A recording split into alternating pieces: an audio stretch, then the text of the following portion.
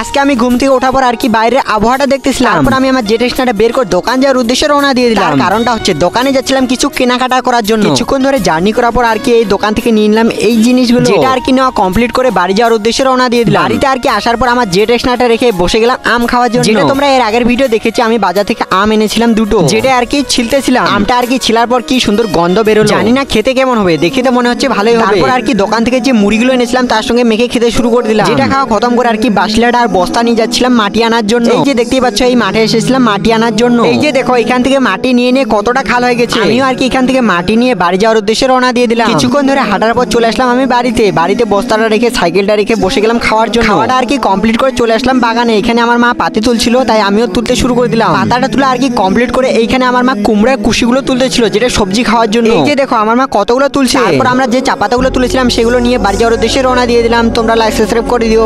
By.